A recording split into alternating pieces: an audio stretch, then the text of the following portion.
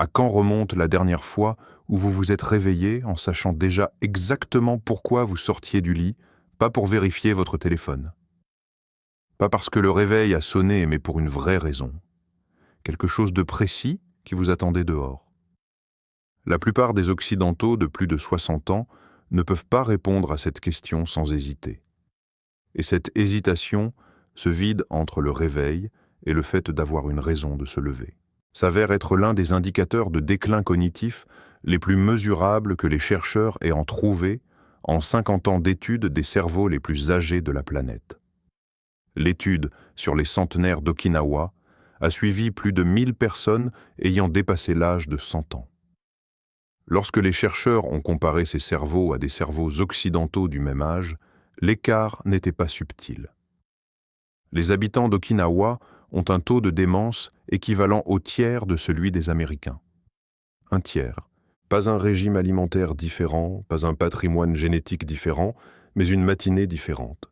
Dans les 20 prochaines minutes, vous allez comprendre exactement ce qui se passe lors de cette matinée, pourquoi cela fonctionne au niveau biologique et comment la recréer où que vous viviez. Et à la fin, je vous révélerai l'unique ingrédient qu'aucun article sur la prévention de la démence ne mentionne jamais, celui qui permet aux autres éléments de réellement fonctionner. Il y a aussi une découverte issue de l'étude d'imagerie cérébrale Groening sur Okinawa que je souhaite garder pour la 19e minute car elle remet tout en perspective. Ce que les chercheurs s'attendaient à trouver et ce qu'ils ont réellement découvert étaient complètement opposés. Et cet écart explique mieux le vieillissement cognitif que presque tout ce qui a été publié au cours de la dernière décennie.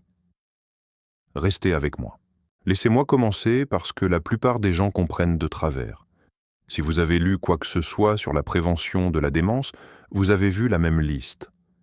Restez mentalement actif. Faites des mots croisés. Téléchargez une application d'entraînement cérébral. Gardez l'esprit vif. Ces conseils ne sont pas totalement faux, mais ils visent la mauvaise cible. À Okinawa, où vivent certains des esprits de 90 ans les plus vifs de la planète. Pas une seule personne de la cohorte de recherche n'utilisait d'application d'entraînement cérébral. Pas de puzzle comme stratégie, pas de complément alimentaire empilés sur le comptoir. Une étude exploratoire de 2025, publiée dans Lifestyle Medicine, a analysé 86 études distinctes sur le vieillissement cognitif. Le principal indicateur comportemental du risque de démence n'avait rien à voir avec les exercices mentaux. C'était la présence ou l'absence de ce que les Japonais appellent l'ikigai, une raison de se lever le matin. Les personnes ayant un but quotidien clair présentaient un risque de développer une démence inférieure de 36% par rapport à celles qui n'en déclaraient aucun. 36%. C'est l'ampleur de l'effet que l'on obtient avec certaines des interventions pharmaceutiques les plus agressives, mais celles-ci ne coûtent rien et ne nécessitent aucune ordonnance. Voici le point essentiel. L'ikigai à Okinawa n'est pas un séminaire de philosophie. Ce n'est pas un sujet de réflexion dans un journal intime.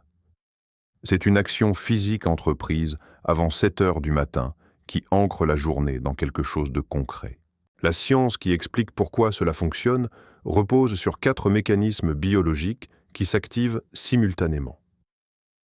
C'est le sujet de cette vidéo, non pas le concept, mais le mécanisme. Non pas l'idée, mais le protocole. Nous allons aborder 3 niveaux. Le niveau 1 est la fondation, quelque chose que vous pouvez commencer dès demain matin. Le niveau 2 est l'amplificateur, celui que presque tout le monde en Occident sabote accidentellement en ce moment même sans le savoir. Le niveau 3 est l'élément dont personne ne parle dans le domaine de la prévention de la démence. C'est là que l'ingrédient que j'ai mentionné devient évident. C'est là que l'écart entre Okinawa et le reste du monde prend enfin tout son sens. Construisons cela correctement. Le premier pilier est l'ancrage matinal. Dans les recherches sur les centenaires d'Okinawa, un modèle comportemental est apparu de manière si constante que les chercheurs lui ont donné un nom spécifique. Ils l'ont appelé l'engagement matinal ciblé. Pas de l'exercice matinal, pas une routine de productivité, mais un engagement ciblé, une raison physique spécifique d'interagir avec le monde avant le petit déjeuner. Pour beaucoup, des centenaires documentés à Ojimi, c'est un jardin. Pour d'autres, c'est préparer quelque chose pour un voisin, apporter de la nourriture ou réparer quelque chose. La tâche est modeste. L'effet biologique ne l'est pas. Voici ce qui se passe lorsque vous vous réveillez avec un but physique concret par rapport à un réveil sans but. Lorsque votre premier stimulus est réactif, le téléphone, les informations, email, votre cortex préfrontal entre dans ce que les neuroscientifiques appellent le mode de réponse. Il traite les informations entrantes. Il répond à ce qui arrive. Lorsque votre premier stimulus est intentionnel, je vais vérifier les plantes, je vais préparer quelque chose pour quelqu'un. Votre cortex préfrontal entre en mode de planification. Il génère des séquences. Il anticipe. Il décide avant que quoi que ce soit n'exige une décision. Cette distinction est importante pour une raison précise. Le mode de planification est l'état cognitif qui renforce la réserve. La réserve cognitive est la capacité du cerveau à absorber les dommages et à continuer de fonctionner. Plus vous accumulez d'activités en mode de planification au fil des années et des décennies, plus vous conservez un surplus structurel jusqu'à un âge avancé. Ceci est documenté, ce n'est pas théorique. L'étude Groening sur Okinawa a comparé les scanners cérébraux de personnes âgées d'Okinawa avec ceux d'adultes néerlandais plus âgés lors de tâches de mémoire de travail identiques. Les cerveaux d'Okinawa ont montré moins d'activation pour accomplir la même tâche avec le même niveau de précision. Non pas parce que leur cerveau était plus faible, mais parce qu'ils étaient plus efficaces. Ils avaient plus de réserve. Le moteur n'avait pas besoin de travailler aussi dur pour atteindre la même vitesse. Cette réserve s'accumule un matin à la fois sur des années, sur des décennies. Et les habitants d'Okinawa qui la possèdent ne l'ont pas construite en essayant de la construire.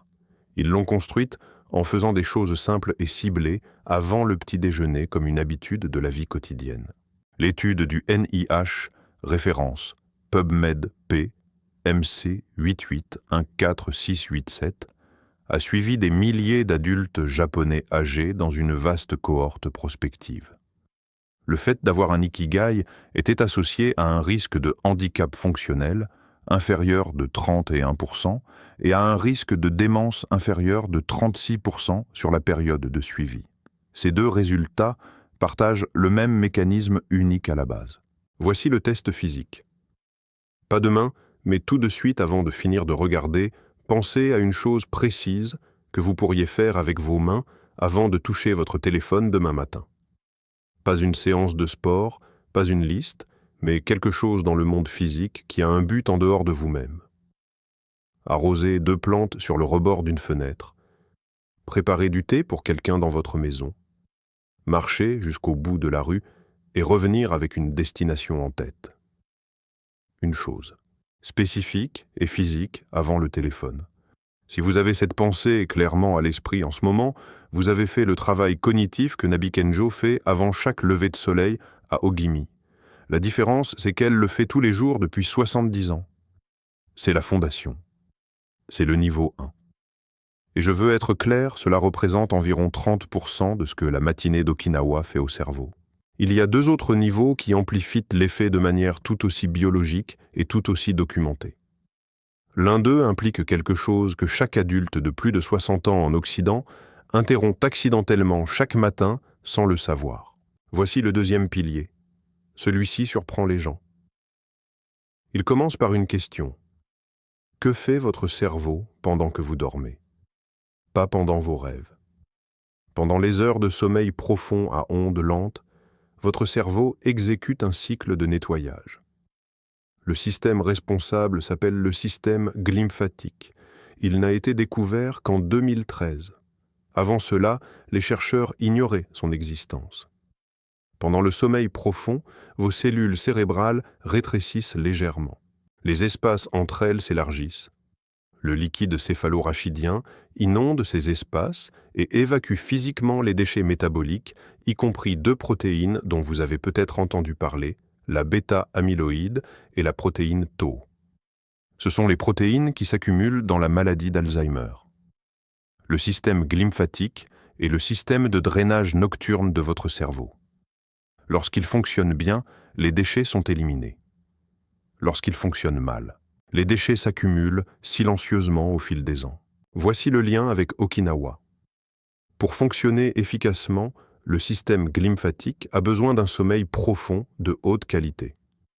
Pour obtenir un sommeil profond régulier, vous avez besoin d'un rythme circadien bien synchronisé. Et votre rythme circadien est réinitialisé chaque matin par une seule chose, l'exposition directe à la lumière extérieure dans les 60 premières minutes suivant le réveil. Pas la lumière intérieure, pas les écrans, mais la lumière extérieure. Les longueurs d'onde spécifiques qui frappent la rétine déclenchent le noyau suprachiasmatique, l'horloge principale du cerveau, pour lancer la séquence hormonale qui, 14 à 16 heures plus tard, produira le sommeil profond dont le système glymphatique a besoin. Les chercheurs des zones bleues ont documenté que presque tous les centenaires d'Okinawa passent du temps dehors avant le petit déjeuner. Ils ont noté le jardin, les contacts sociaux, la structure communautaire, tout cela est réel. Mais l'effet biologique qui compte le plus pour le cerveau vieillissant se produit dans la rétine au cours de la première heure de la journée. Les habitants d'Okinawa font la seule chose qui garantit que le cerveau sera correctement nettoyé cette nuit-là. Ils le font tout en s'occupant de tout le reste de leur matinée, le jardin, le voisin, la nourriture. Voici le piège moderne. C'est celui que j'ai mentionné au début, la perturbation que les adultes occidentaux créent chaque matin sans s'en rendre compte. Lorsque vous vous réveillez et que la première chose que vous attrapez est un téléphone ou que vous allumez la télévision, deux choses se produisent simultanément. Vous retardez l'exposition à la lumière extérieure, parfois de plusieurs heures. Et la lumière artificielle des écrans envoie un signal partiel à l'horloge circadienne qui supprime le pic de cortisol matinal censé se produire dans les 30 premières minutes après le réveil.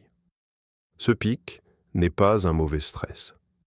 C'est l'impulsion hormonale qui dissipe le brouillard matinal, active le système et déclenche la chaîne qui aboutit au sommeil profond cette nuit-là. Interrompez le pic le matin et vous fragmentez le sommeil profond la nuit. Faites fonctionner le système glymphatique à capacité réduite et la bêta-amyloïde ainsi que la protéine Tau s'accumulent, pas de manière spectaculaire, pas d'un seul coup, mais silencieusement au fil des ans. Aucun complément alimentaire ne résout ce problème. Aucune intervention diététique ne le corrige car ce n'est pas une carence. C'est une perturbation structurelle quotidienne. Les centenaires d'Okinawa n'ont jamais créé cette perturbation, non pas parce qu'ils étaient disciplinés, mais parce qu'elle n'existait pas dans leur monde. Vous trouverez cela dans les recherches de Matthew Walker sur la fonction glymphatique et l'architecture du sommeil, et vous pourrez faire le lien avec les études de 2021 sur la perturbation du rythme circadien et le risque d'Alzheimer. Le lien entre la lumière matinale extérieure et la prévention de la démence est direct biologique et presque jamais abordé dans les contenus de santé grand public. Le protocole du niveau 2 est simple. Après avoir identifié votre ancrage matinal physique du niveau 1, vous le faites à l'extérieur ou vous sortez pendant 5 minutes avant de faire quoi que ce soit d'autre. Pas pour faire de l'exercice, pas pour méditer avec intention, juste pour laisser la lumière extérieure atteindre vos yeux avant n'importe quel écran. Ce simple changement modifie la chimie de votre cerveau pour les 16 prochaines heures. Vous avez maintenant 60% du tableau. Le troisième élément est celui qui ferme les deux boucles ouvertes, celui qui permet enfin de comprendre le taux de démence d'1 sur 3 à Okinawa au niveau systémique. Le troisième pilier est le Moai. À Okinawa, un Moai n'est pas un concept de bien-être. Ce n'est pas un groupe de soutien que l'on rejoint et que l'on quitte. C'est une institution sociale, spécifique, un petit groupe de personnes généralement de 4 à 7, qui s'engagent les unes envers les autres pour la vie. Ils partagent un soutien financier lorsque quelqu'un en a besoin. Ils partagent de la nourriture. Ils se réunissent selon un calendrier qui ne change pas. Beaucoup de ces groupes se réunissent depuis que leurs membres sont adolescents. Certains des centenaires de la cohorte de recherche avaient des relations moaï s'étendant sur 70 ans. Ce n'est pas une vie sociale. C'est une infrastructure biologique engagée. Voici ce que cela fait au cerveau. Le troisième activateur, le plus puissant du BDNF, facteur neurotrophique dérivé du cerveau, est l'interaction sociale positive. Le BDNF est la protéine que le cerveau produit pour développer de nouveaux neurones et renforcer les connexions synaptiques. C'est l'engrais qui maintient le cerveau structurellement jeune. L'exercice l'active. La nouveauté cognitive l'active et un contact humain positif et fiable l'active. Le moaï n'est pas un café hebdomadaire. C'est un contact quotidien ou quasi quotidien avec les mêmes personnes sur des décennies. Cela signifie que le cerveau reçoit un stimulus constant de BDNF à faible dose chaque matin. Pas un pic dû à des événements sociaux occasionnels, mais un goutte-à-goutte quotidien issu d'une relation de 60 ans. L'effet cumulatif sur l'entretien neuronal sur cette période n'est pas quelque chose qu'un médicament peut reproduire. Une méta-analyse portant sur plus de 800 000 personnes a révélé que l'isolement social augmentait le risque de démence d'environ 50%. Ce chiffre devrait être alarmant. Et pourtant, la plupart des messages de santé publique sur la démence se concentrent sur l'alimentation, les compléments et les exercices cognitifs, et non sur la structure des contacts humains quotidiens. C'est l'ingrédient par lequel j'ai commencé. Pas le curcuma, pas les oméga-3, pas l'hygiène du sommeil en tant que pratique isolée. L'ingrédient est l'architecture de vos contacts sociaux. Le fait d'avoir ou non un ancrage humain engagé répété et fiable dans les premières heures de la journée. Les habitants d'Okinawa n'ont pas découvert un composé secret. Ils ont construit une infrastructure sociale il y a des siècles qui, par hasard, délivre un stimulus quotidien de BDNF en même temps qu'elle offre une exposition à la lumière matinale et une activation du mode de planification préfrontale. Les 3 leviers biologiques sont actionnés simultanément dans la même fenêtre de 15 minutes chaque matin pendant des décennies. C'est pourquoi les recherches continuent de pointer vers le mode de vie plutôt que vers la génétique. Ce n'est pas une seule chose, c'est la convergence. Retirez l'un des 3 et l'effet s'affaiblit. Gardez les 3 ensemble et vous obtenez ce que les scanners cérébraux ont montré. Maintenant, la découverte de Gruning sur Okinawa, que j'avais gardée en réserve. Lorsque les chercheurs ont placé des personnes âgées d'Okinawa et des adultes néerlandais plus âgés dans des scanners cérébraux et leur ont confié des tâches de mémoire identiques, ils s'attendaient à ce que les cerveaux plus sains d'Okinawa montrent plus d'activité, plus de connectivité, plus d'activation. C'est généralement à cela que ressemble la santé en neuroimagerie. Ce qu'ils ont trouvé était l'inverse. Les cerveaux d'Okinawa ont montré moins d'activation pour accomplir la même tâche avec la même précision. L'interprétation était précise. Ces cerveaux avaient accumulé des décennies de réserves cognitives. Ils fonctionnaient sur un surplus. La même tâche qui nécessitait un engagement total d'un cerveau occidental ne nécessitait qu'un engagement partiel d'un cerveau d'Okinawa. Ce surplus ne vient pas de l'entraînement cérébral. Il vient de 70 ans de matinées ciblées, empilées les unes sur les autres. L'activation préfrontale en mode de planification, le nettoyage glymphatique, protégé par le rythme circadien, et le BDNF quotidien, issu d'une structure sociale engagée chaque matin, chaque année, chaque décennie. Voici l'inversion que j'ai mentionnée dans la deuxième boucle. Pourquoi cela inverse-t-il le processus ? La plupart des réflexions sur la prévention de la démence sont réparatrices. Prenez ceci pour réduire l'inflammation. Faites ces exercices pour ralentir le déclin. Compensez ce qui va déjà mal. Le modèle d'Okinawa n'est pas réparateur. Il est générateur. Le rituel matinal ne ralentit pas un déclin. Il construit un surplus, une réserve qui s'accumule pendant des décennies avant même d'être nécessaire. Au moment où un adulte occidental commence à s'inquiéter du déclin cognitif, à 70 ans, l'habitant d'Okinawa a déposé sur ce compte chaque matin depuis l'âge de 30 ans. C'est là qu'était l'écart, ni la génétique ni la géographie. Des décennies de dépôts matinaux cumulés à partir de 60 ans ont toujours de l'importance. Le cerveau réagit à ces apports à n'importe quel âge tant qu'il est fonctionnel. Le BDNF réagit aux contacts sociaux à 90 ans. Le système glymphatique réagit à l'alignement circadien à 80 ans. Le cortex préfrontal construit une réserve à partir d'un engagement ciblé à 65 ans. Le compte n'est jamais fermé. Voici le système intégré complet. Les 3 niveaux fonctionnant ensemble. Chaque matin, avant de toucher un téléphone ou un écran, vous faites une chose physique avec vos mains qui a un but pour quelqu'un ou quelque chose en dehors de vous-même. Vous le faites à l'extérieur ou vous sortez d'abord pendant 5 minutes.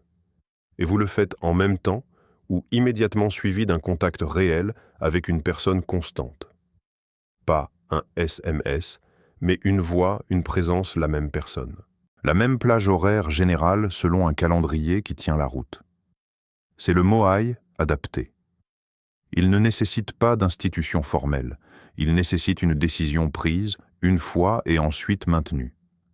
À 7 jours, la matinée semble plus ancrée, rien de spectaculaire, juste posée d'une manière qui n'existait pas auparavant. À 30 jours, l'ancrage social passe de l'effort à l'attente. Votre système commence à anticiper le contact avant qu'il ne se produise. Cette anticipation est la réponse du BDNF qui s'active à l'avance. La biologie est déjà en marche. À 90 jours, les 3 niveaux fonctionnent simultanément et naturellement. Vous faites ce que les centenaires d'Ojimi font depuis avant le début des recherches, non pas comme un protocole, mais comme un mode de vie. Voici le tableau complet clairement exposé. Les habitants d'Okinawa n'ont pas de complément secret pour le cerveau. Ils ont une structure matinale qui active 4 mécanismes de protection cognitive en même temps. La régulation du cortisol par un engagement ciblé, le nettoyage glymphatique par la réinitialisation circadienne grâce à la lumière matinale, la stimulation du BDNF par un contact social quotidien engagé, la construction de la réserve préfrontale par une action physique intentionnelle avant que le monde ne fasse des demandes. Il ne planifie pas ces éléments séparément. Il ne les optimise pas. Ils convergent naturellement dans la même fenêtre de 15 minutes chaque matin à l'extérieur avec une autre personne en faisant quelque chose de leurs mains. 4 mécanismes, une fenêtre. Des décennies de cumul. En Occident, nous avons démantelé chacun d'eux sans nous en rendre compte. Le premier stimulus est réactif. La première lumière est artificielle. Le premier contact social est un SMS des heures plus tard. Les 4 mécanismes ne s'activent jamais ensemble. Et au moment où l'écart devient visible en clinique, il s'est accumulé silencieusement pendant 20 ans. Ce que vous ferez demain, c'est ceci. Avant de toucher votre téléphone, faites une chose physique pour quelqu'un ou quelque chose en dehors de vous-même. Sortez pendant 5 minutes. Établissez un contact réel avec une personne constante. C'est le niveau 1. Tout le reste se construit à partir de là et la construction est plus rapide que vous ne le pensez. Une question pour les commentaires. Quelle est la première chose que vous ferez demain matin avant toute autre chose? Pas ce que vous voudriez que ce soit, mais ce que c'est réellement en ce moment. Laissez-la ci-dessous. Le schéma qui se dégage de milliers de réponses est toujours plus révélateur que n'importe quelle étude. Le matin n'est pas une préparation pour la journée. C'est la pratique qui construit le cerveau sur lequel vous compterez à 85 ans. Si cette histoire change votre façon de voir votre routine matinale et l'avenir de votre cerveau, veuillez vous abonner et aimer la chaîne. Nous découvrons l'histoire et la science qu'ils ont essayé d'enterrer. Plantez les graines de votre avenir. Le prochain trésor sera bientôt révélé.